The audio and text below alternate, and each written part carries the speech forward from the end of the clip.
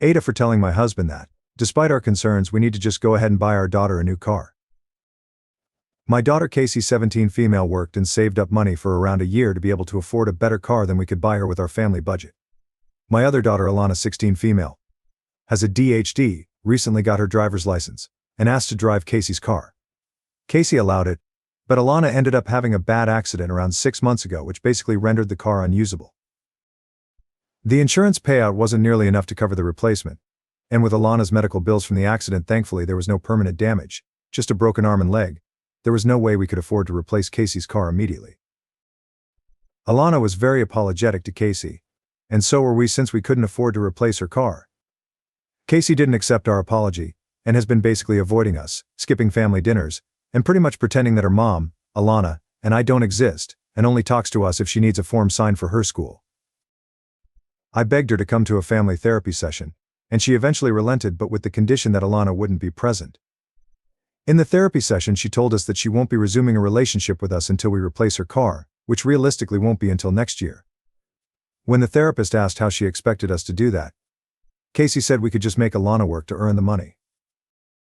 The issue is that Alana has severe ADHD and already has trouble managing her schoolwork. I'm worried that making her work to earn the money will harm her grades and have significant ramifications for her future. Casey said, well, she should have thought about that before destroying my car. I don't care. I'm not going to speak to any of you unless I have my car replaced. I responded that she was free to avoid speaking to me for as long as she wanted to, but I'm not going to permanently harm her sister's future to get her a car earlier. My wife agrees with me that we need to stand firm on our position, but is also genuinely afraid of Casey never speaking to her ever again. I understand that her car was ruined, but as a parent, I need to look out for all my children, not just one. I also don't want to set the precedent that emotional blackmail will work, even if what you're asking for is unreasonable. Comments. Commenter 1. I'm with Casey on this one. You're coddling your youngest. And you have no idea if having a job could actually help your youngest learn to manage her time. You've left your oldest hanging. Commenter 2. You're shitting all over Casey to protect Alana from the consequences of her actions. If her condition is that bad, why was she allowed to drive in the first place? Update 1. Casey has held down a steady job for over a year now, and was able to get herself a car. Now, she got this car right as Alana passed her own driver's test, so there was a little issue between who was going to be driving. After a little persuasion, Casey did allow Alana to use her car so long as somebody else paid for gas. We told her that wasn't going to cut it. Alana doesn't have the money for that, and it's her car, her responsibility to keep gas in it and keep it on the road. Here's where it gets difficult. Alana wrecked about a month ago. Luckily, she was fine aside from a broken wrist and a mild concussion, but Casey was fuming the entire time, and seemed to have this expectation that we would be replacing her car. Her and my husband got into it, and she threw her arms up like a child and just stopped speaking to us. We coaxed her into going to family therapy with us, though it wasn't productive, as she and the therapist agreed that it'd be best to maintain the reduced contact until she's paid back. Here's the problem. That car was $15 grand. She saved up every penny for a year for that car. She'd ask us about twice a week if we changed our mind, and obviously the answer was no, but that was the only thing she'd say to us. It didn't seem to bother my husband, and he kept saying she'll get over it. Until last week, she packed some things and had my mother come and get her. She's been staying at her grandmother's for a little over a week now, and she gave me a good earful. Whatever Casey told, he worked, because earlier today my husband and I were informed we had 30 days to replace the car in full, or she was taking us to court. I think my husband is admirable in wanting to stand his ground, but the way I'm looking at it, we have two options. And I am sick of my daughter not talking to me, because of shit that is not my fault. Alana has been a wreck. She's already battling severe ADHD, and now she's shaking at the thought of having to appear in court. So I sat them both down and said we have two options. We can suck it up, pay $15,000 and have our daughter and sister back, and Alana will just have to buck up and work. Or, we can let my dad sue my husband and I on Casey's behalf, and almost certainly lose. We spoke to 4 different firms, and all 4 echoed similar sentiment, that it would probably cost us close to triple in the end to bring it to court and fight it there. So that's when I told my husband that I am not going $30 grand further into debt for him to hold the pettiest grudge.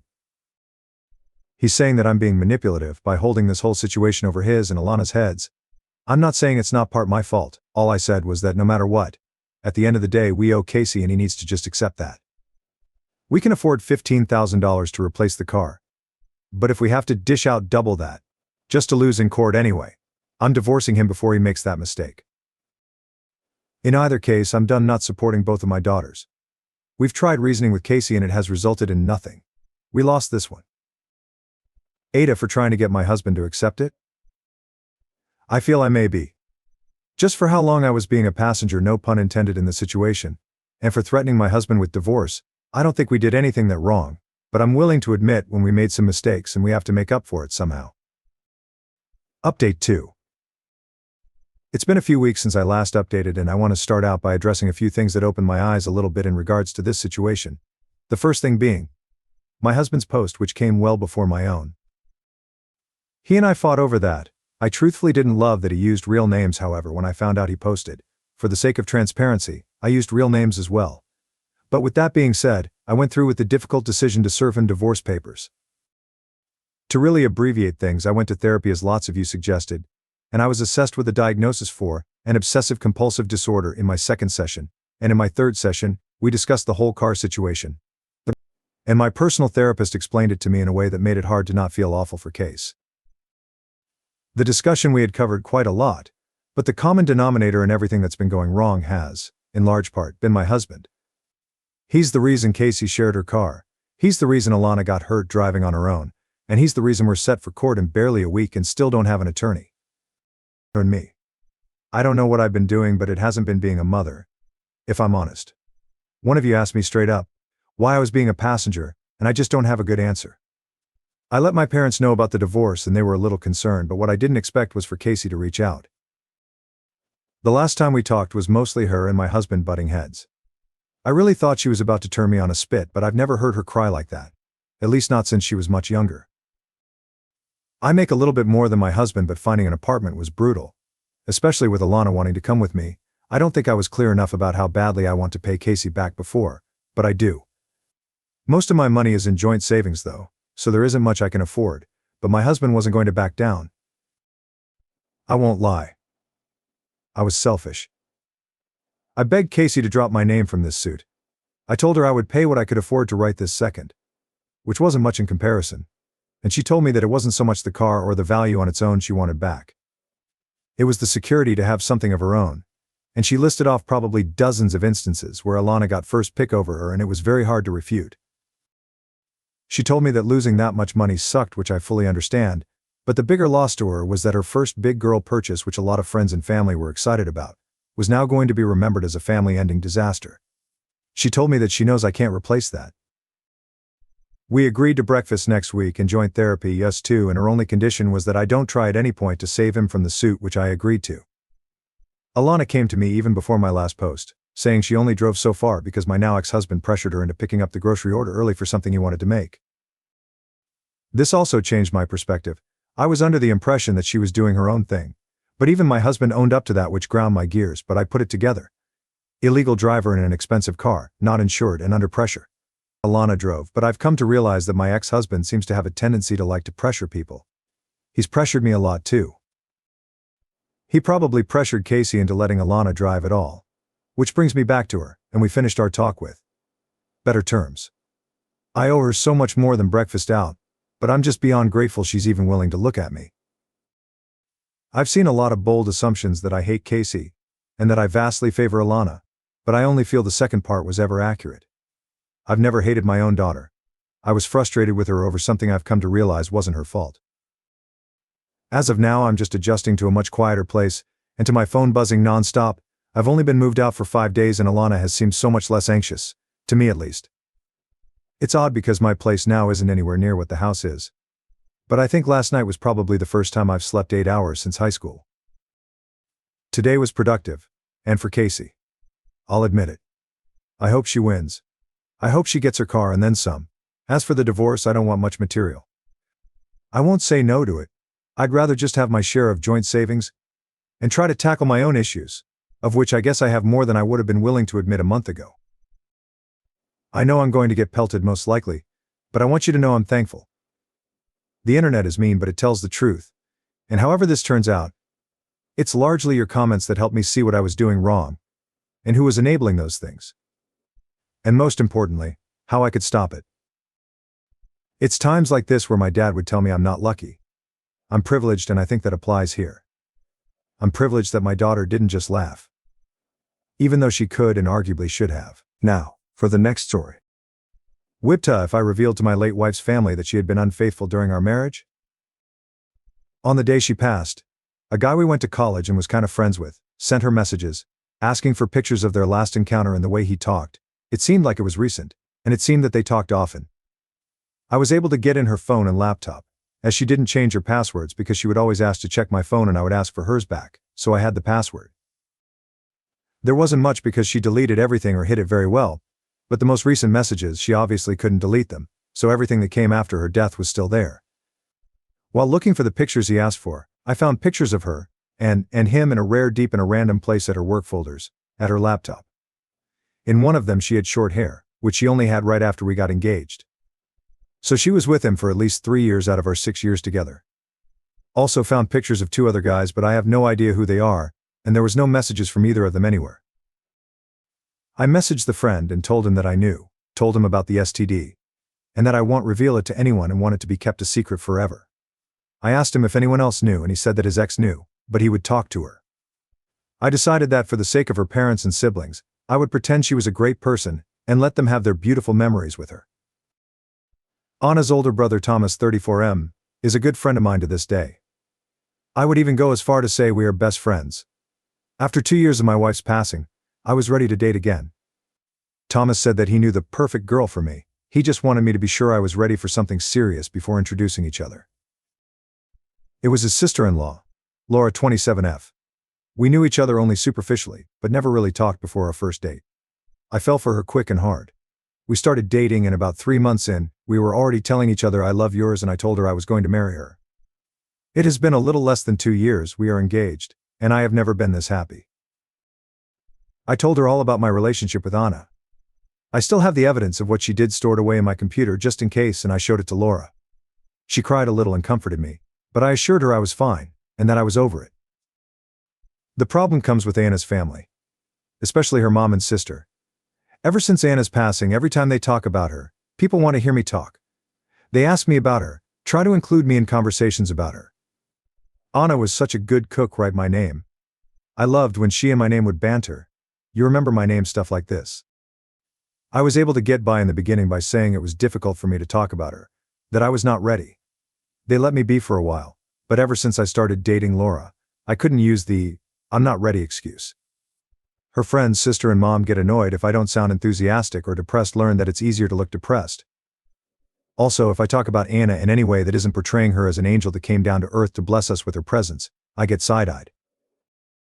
Thankfully, Thomas and her father are great guys and don't push me too hard on this. Her dad is always thankful that I attend their family gatherings. As we like to talk about our field of work, he always says he considers me a son. Her mom and sister, though, they get pissy if I try to dodge the topic of Anna, and the sister even said it out loud once that it's obvious that I didn't love Anna.